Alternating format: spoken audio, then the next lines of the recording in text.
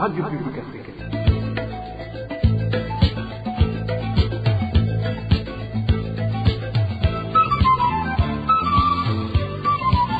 Radio Publique Africaine.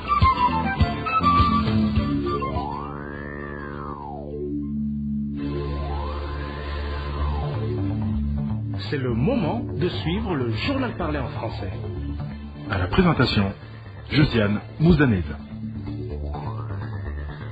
Au sommaire de cette édition, le service national des renseignements burundais complote pour étouffer des affaires de meurtre lui imputées, dont celle de feu Augustin Matata, membre du parti CNL, récemment décédé alors qu'il était entre les mains de ses agents de l'État. Et en une semaine, le Burundi a enregistré une hausse de plus de 390% de nouveaux cas de la Covid-19 au niveau national, des chiffres qui ont poussé le gouvernement à doubler le nombre de centres de dépistage. Vous le suivrez dans ce journal. Tout de suite, le développement de ces titres.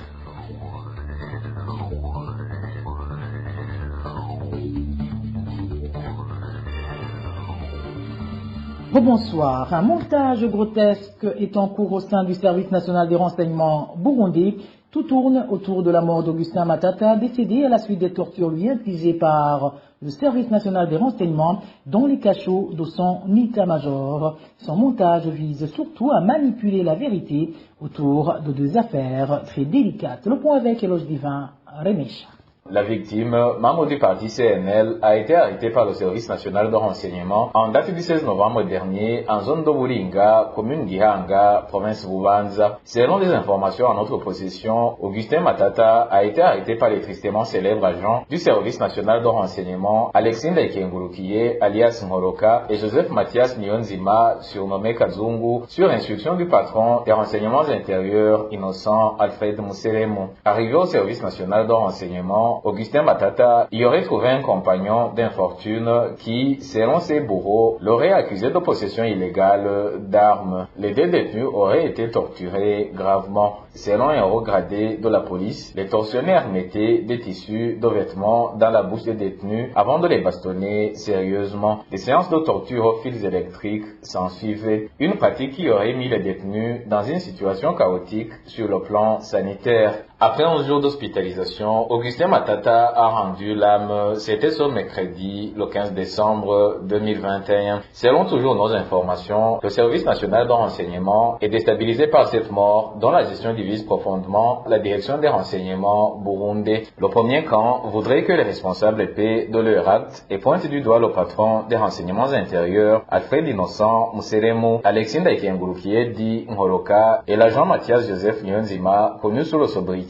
d'Okazungu. Hors question que ces géants de renseignement puissent être arrêtés, je cite, proteste l'autre camp qui estime qu'il faut trouver des boucs émissaires au sein du même service et un ou des coupables auraient déjà été désignés. Pas pour punir les coupables selon nos informations, mais plutôt pour étouffer une autre affaire criminelle. Nous y reviendrons dans nos éditions ultérieures. Éloge Divin, Remecha, en page gouvernance, le gouvernement du Burundi est en train de violer le code du travail à propos des employés du département des titres fonciers qui viennent de passer 6 mois sans percevoir leur salaire. Réaction de l'ancienne présidente de l'un des syndicats des travailleurs, Eulalie Nivizi, qui conseille à ses employés de saisir l'inspection générale du travail et conseille également au gouvernement de régulariser ses travailleurs et même de les indemniser. Suivez plutôt Eulalie Nivizi. En ce qui concerne le département des titres fonciers, qui vient de faire 6 mois sans donner de salaire à son personnel, ça c'est une violation de leurs droits. C'est une violation de leurs droits parce que à la fin de chaque mois, quand un travailleur a travaillé, il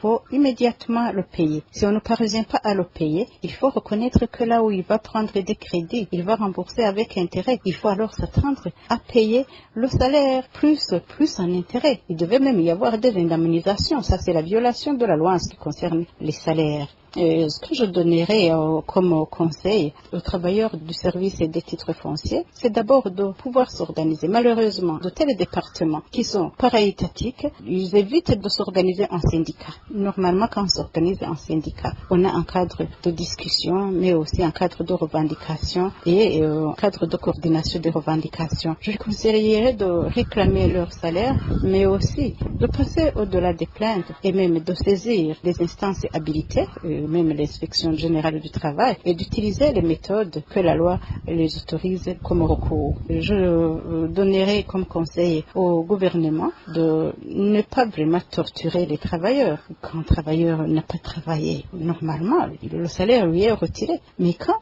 un employé comme celui des titres fonciers, qui chaque jour fait des rentrées, chaque jour il y a de l'argent qui entre dans les caisses de l'État suite au travail du personnel, alors ils doivent payer le personnel, non seulement en leur donnant le salaire, mais aussi indemniser le personnel, parce qu'il y a des services que ce personnel va rater, mais aussi il y a des crédits qu'ils peuvent contracter. S'ils ont par exemple un crédit logement, ils doivent rembourser, et s'ils ne remboursent pas, on leur retire le cumulé des impayés avec des intérêts de retard. Il faut qu'ils apprennent à respecter les droits des travailleurs et de les avertir quand il y a des difficultés, d'échanger et de voir ensemble comment gérer les périodes de crise.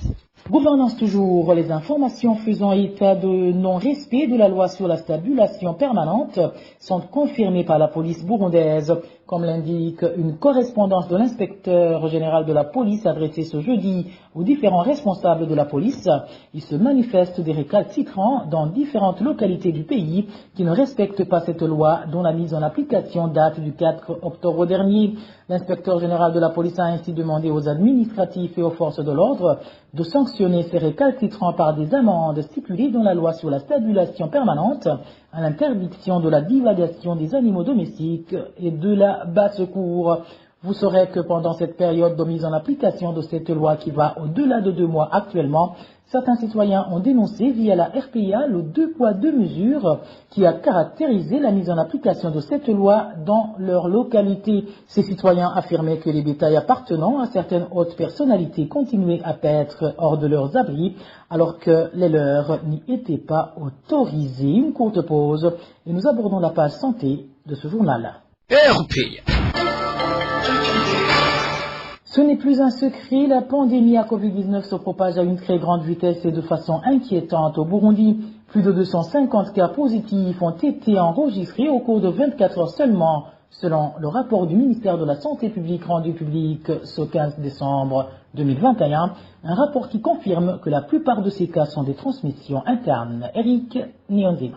En 24 heures seulement, 279 cas positifs à la COVID-19 ont été enregistrés dans le pays, selon le ministère de la Santé et de la lutte contre le sida à travers son rapport du 15 décembre 2021. C'est toujours le même rapport. 214 parmi ces cas positifs sont des transmissions internes, tandis que 25 sont des voyageurs en provenance de la République démocratique du Congo, les 40 restants étant ceux en provenance de la Tanzanie. Ici, le ministère de la Santé et de la lutte contre le sida fait savoir également que dans une période de 7 jours, le pays a enregistré une hausse de plus de 392% de nouveaux cas de la COVID-19 au niveau national. Pire encore, actuellement, dans différents bureaux du pays, la plupart des employés sont à la maison car testés positifs à la COVID-19. L'exemple illustratif est celui des employés du Haut-Commissariat des réfugiés HCR en sigle où une partie du personnel est à la maison, de même qu'une partie du personnel de l'hôpital militaire de Kameng. Suite à cette fulgurante montée des cas positifs de la COVID-19, le ministère de la Santé a mis en place ce jeudi d'autres sites de dépistage de la COVID-19 en mairie de Bujumbura, dont celui du centre de santé de Ngagara, celui du centre de santé de Mutakura, Louis-Lizy, le centre hospitalo-universitaire de Kamenge, communément appelé Roi Khaled, le centre de santé de Musanga, ainsi que le centre de santé de Kanyosh. La mise en place de ces nouveaux sites de dépistage vient pour faciliter la population à se faire dépister, mais aussi pour la sensibiliser à le faire. Eric Nionzima, en page économie, le Burundi subit une terrible dégringolade sans que le plus haut sommet de l'État soit à mesure de faire face aux vrais défis à l'origine de cette situation. Dans le rapport de monitoring sur la gouvernance sorti ce jeudi par le Forum pour le renforcement de la société civile force en sigle, il met en exergue l'incapacité du gouvernement à se sortir du gouffre. Dani Claire Gilatkomba nous en dit plus. L'incapacité du gouvernement à pallier à la croissance de la dette publique ainsi que la pénurie de devises, tels sont les principaux défis incessamment relevés par les experts dans le domaine de l'économie et face auquel le gouvernement de Gitega semble impuissant. C'est du moins la déduction du rapport du monitoring sur la gouvernance pour le mois de novembre sorti ce jeudi par le Forum pour le renforcement de la société civile, FOSC. Ainsi, le FOSC rappelle les maintes alertes des experts en matière du développement économique sur le niveau de croissance de la dette extérieure, le financement de la dette publique par les banques commerciales au détriment de l'investissement dans le secteur privé ainsi que la pénurie chronique des devises. Ces signes rouges ont également été soulignés par les spécialistes du domaine au cours du Forum national sur le développement organisé du 18 au 19 novembre 2021 par le président de la République, Évariste Ndayishimiye, en personne. Selon ces experts, la dette publique augmente alors que les dépenses d'investissement public ne suivent pas le mouvement, d'où le risque d'un surendettement.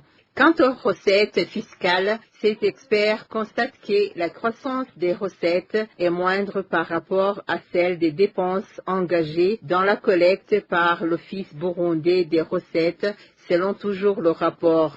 En guise de solution, les experts recommandent notamment de limiter les dépenses, d'exploiter de façon transparente les secteurs porteurs de croissance comme celui des minerais qui peuvent générer beaucoup de revenus. Ils conseillent également au gouvernement de réduire les charges des sociétés publiques et d'adopter la numérisation du système fiscal. À propos de la pénurie chronique des devises qui affecte non seulement l'économie nationale mais aussi le revenu des ménages, les experts constatent avec amertume que tant qu'on n'aura pas suffisamment d'offres en devises par l'exportation, toutes les mesures seront vouées à l'échec. L'autre phénomène qui soulève l'attention des experts de l'économie burundaise, c'est la fuite des cerveaux. À ce propos, le FOSC déplore que le chef de l'État, Évariste Ndayishimiye, qui semble préoccupé par la question, ne s'attaque visiblement pas aux raisons de la base de cette situation, notamment les conditions d'épanouissement socio-professionnel et économique,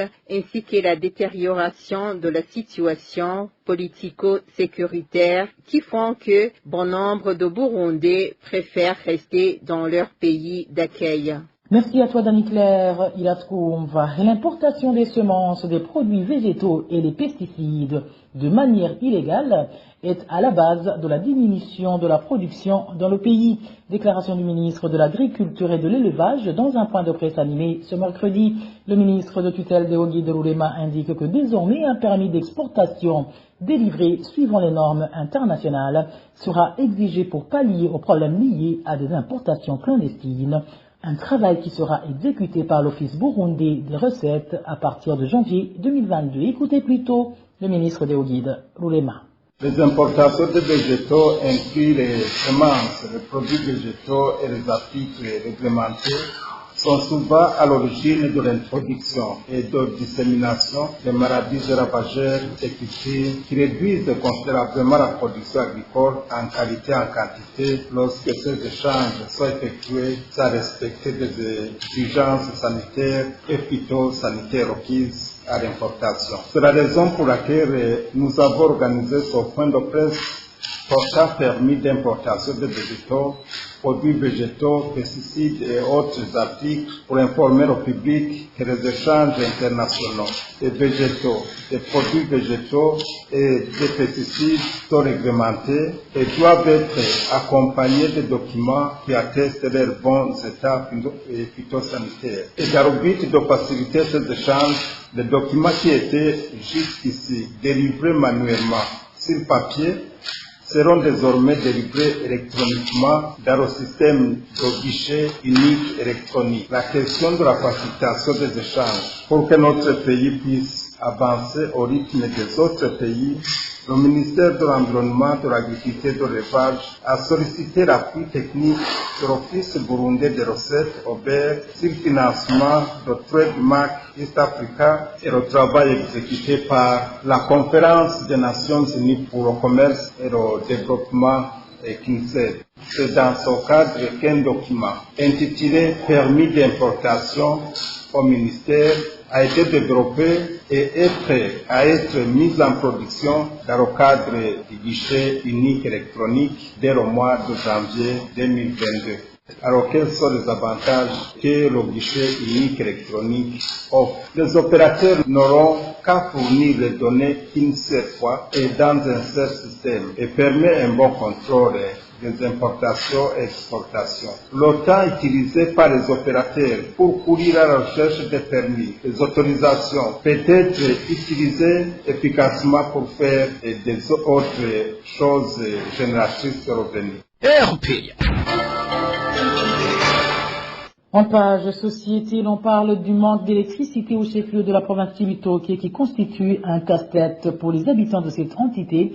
Les habitants de la ville indiquent que les transformateurs qui alimentent les quartiers explosent souvent, ce qui est à l'origine des pannes qui les plongent sans cesse dans le noir. Les détails avec Eloge Pizzer. Au chef-lieu de la province de Cibitoke, il y a 5 transformateurs. Le premier se trouve dans l'entreprise de Buseko, le second au marché de Cibitoke, le troisième est implanté dans les enceintes de l'hôpital de Cibitoke, le quatrième dans le quartier SOS, et enfin le cinquième se trouve au domicile du gouverneur provincial. Selon les informations en provenance de la province de Cibitoke, les transformateurs du marché et celui du quartier SOS sont ceux qui prennent souvent feu alors qu'ils alimentent une grande partie du chef-lieu par rapport aux 3 transformateurs qui restent. Le transformateur se trouva au marché de Cibitoke, selon notre source, a été installé mardi dernier alors que le quartier qui alimente venait de passer des semaines sans électricité car l'autre transformateur avait brûlé récemment. Quant au transformateur se trouva à la 8e avenue du quartier SOS. Il a pris fait hier 2 semaines seulement après avoir été remplacé. Avant son remplacement, les habitants du dit quartier venaient de passer plus de mois dans l'obscurité. Pour le moment, les habitants du chef-lieu de la province de Cibitoke, si ces transformateurs sont incendiés par des criminels ou si le problème réside dans la mauvaise qualité des transformateurs, ils demandent aux responsables de la régie des eaux à Cibitoke de leur apporter des transformateurs plus solides et plus capaciteurs, surtout que la ville ne cesse de s'agrandir. La rédaction de la RPA n'a pas encore pu joindre